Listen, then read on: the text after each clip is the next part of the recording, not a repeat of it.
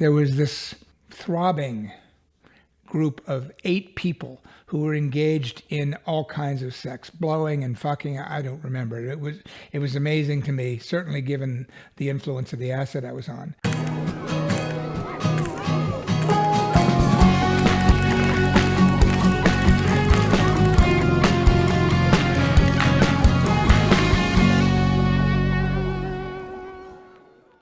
Hi, this is Mike Balaban.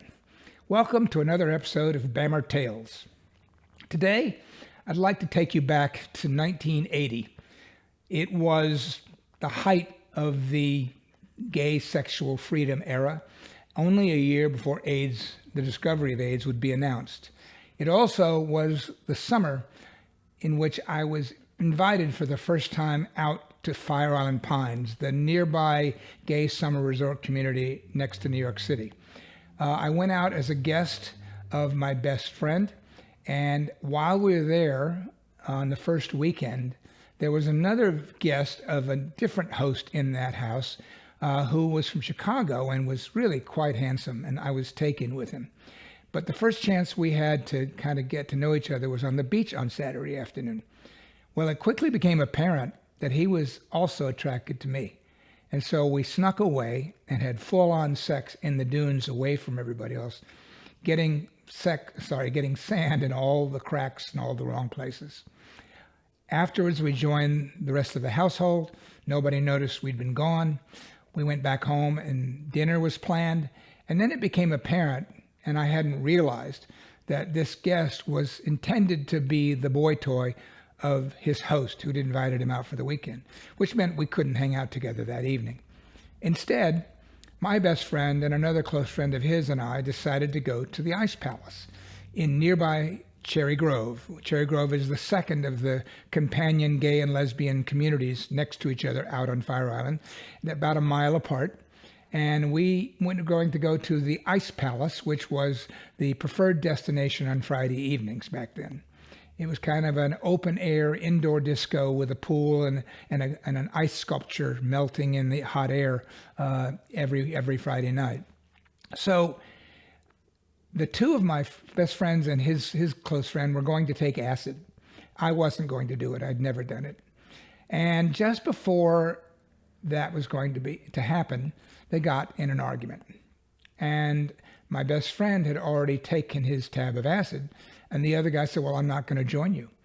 And my best friend got freaked out. He didn't want to do it alone. So he prevailed upon me with a lot of begging and pleading to join him and do acid for the first time, which I did. We then set about going to Cherry Grove a mile away by walking along the beach, along the ocean. We got to the Ice Palace. We danced for several hours. I remember going in and out of being too hot and then too cold and then hungry and then not. It's what acid does to your body. And time seemed to last forever. But finally around 5 a.m, when we were finishing up our dancing, we decided to walk back a different route back to the Pines.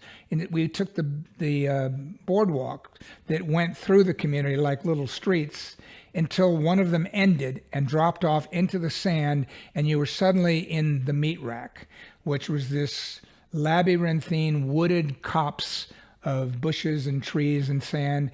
And it was known for being a place where sex went on 24 hours a day. If you wanted sex in Fire Island, you went to the Meatrack. Now, it's not the kind of place I would ever visit, but here I am on acid with my best friend, and we jump into the sand from the boardwalk. We start walking through these trails, and we see people in various places having sex.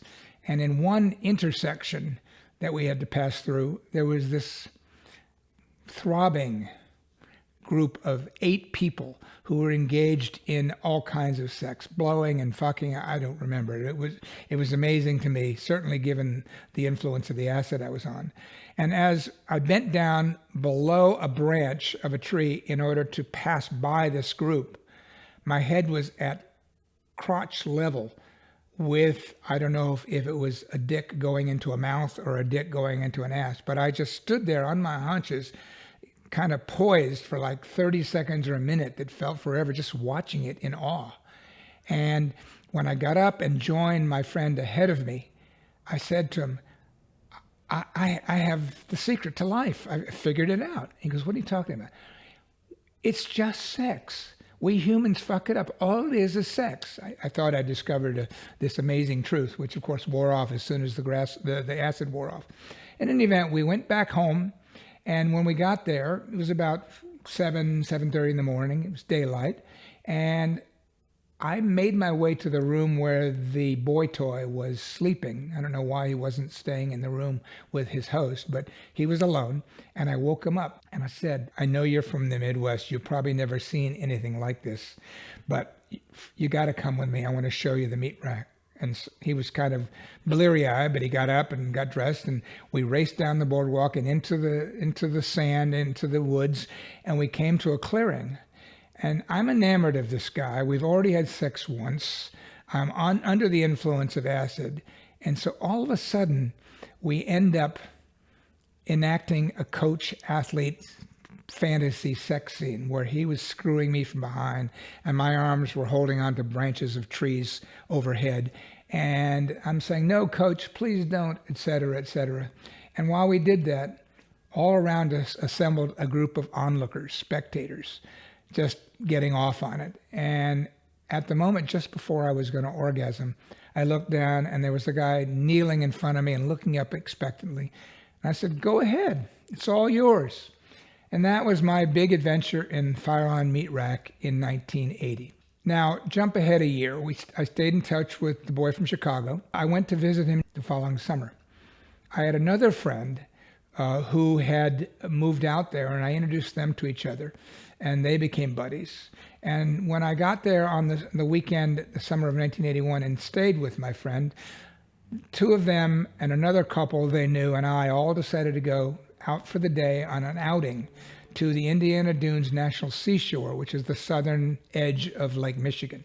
The dunes are high, the waves are cresting. It's almost like the Atlantic Ocean, even though it's a large lake. And it was a wonderful day. And during this video, I'll post some photos from there. And it's very poignant for me because of the five of us, and you'll see that in the only photo of us all five, three of the five subsequently passed away from AIDS. One, my friend who I went to visit, decided not to have sex in 1988 because of his fear of catching HIV and has not engaged with any other human being sexually in the 35 years subsequently.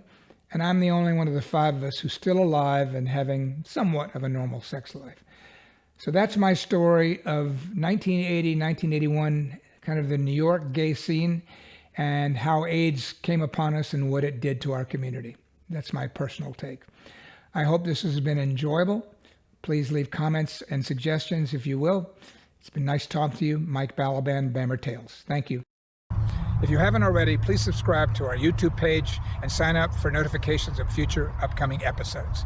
You can also be part of the BAMMER community by going to my Instagram page at BAMMER47, to follow me on our podcast episode series, BAMMER and Me, or going to our website, BAMMER.co, with stories submitted by LGBTQ people around the world. Thanks again. See you soon. Bye.